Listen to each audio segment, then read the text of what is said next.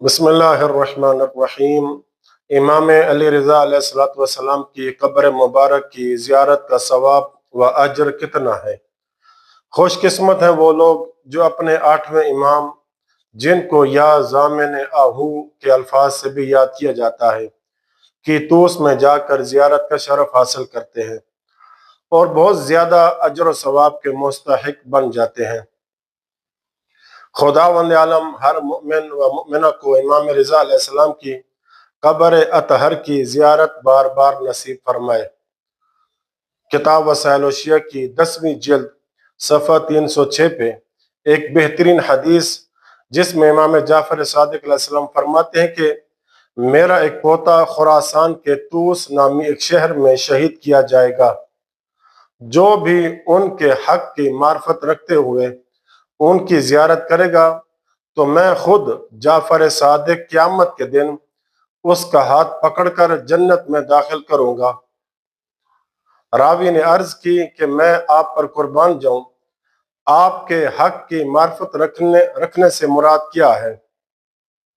فرمایا کہ وہ زائر یہ جانے اور مانے اس بات کا اقرار کرتا ہو کہ من جانب اللہ امام کی اطاعت فرض ہے، غریب اور شہید ہیں۔ تو جو شخص ان کے حق کی معرفت رکھ کر ان کی زیارت کرے گا تو خداوند عالم اسے ان 70 شہیدوں کے برابر اجر و ثواب عطا فرمائے گا، جنہوں نے حقیقت ایمان پر حضرت رسول خدا صلی اللہ علیہ وآلہ وسلم کے سامنے جام شہادت نوش کیا ہوگا۔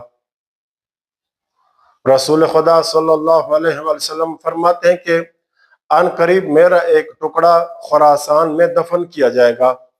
جو مومن ان کی زیارت کرے گا خدا اس کے لیے جنت واجب قرار دے گا اور اس کے جسم کو دوزخ پر حرام قرار دے گا۔ سبحان اللہ۔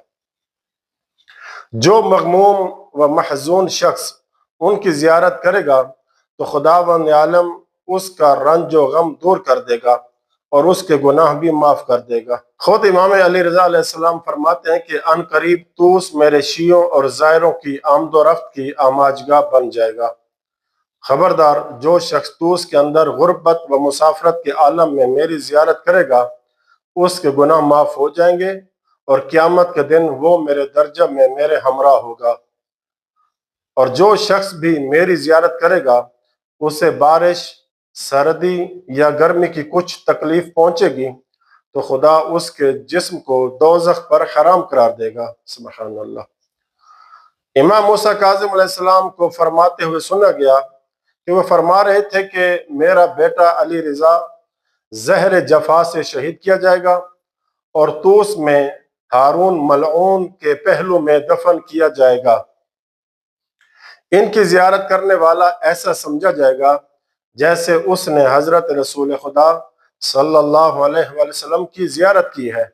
امام علی رضا علیہ السلام فرماتے ہیں کہ جو شخص دور ہونے کے باوجود دنیا میں میری زیارت کرے گا تو میں خود قیامت کے دن 3 مقامات پر اس کے پاس جاؤں گا اور قیامت کی ہولناکیوں سے اس کو چھٹکارا دلاؤں گا۔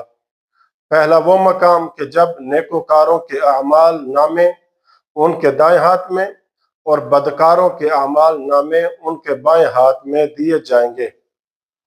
دوسرا مقام کہ جب لوگ پول صراط سے گزرتے ہوں گے۔ تیسرا مقام یہ کہ جب اعمال کا وزن کیا جائے گا۔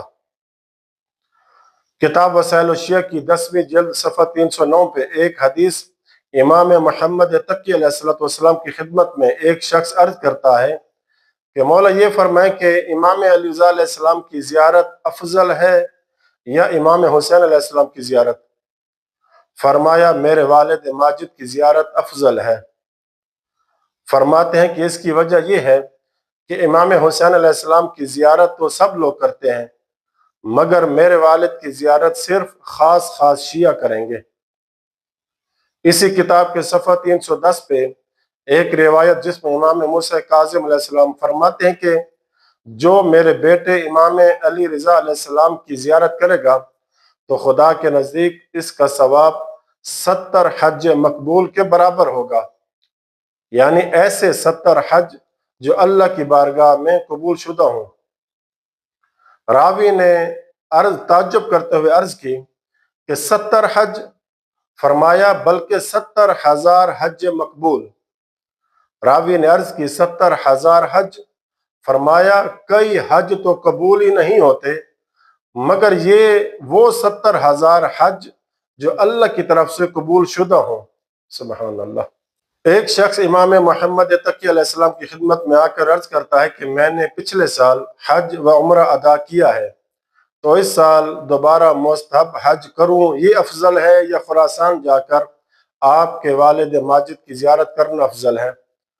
फरमाया खुरासान जाकर इमाम अली रज़ा अलैहिस्सलाम को सलाम करना यानी जियारत करना अफजल है।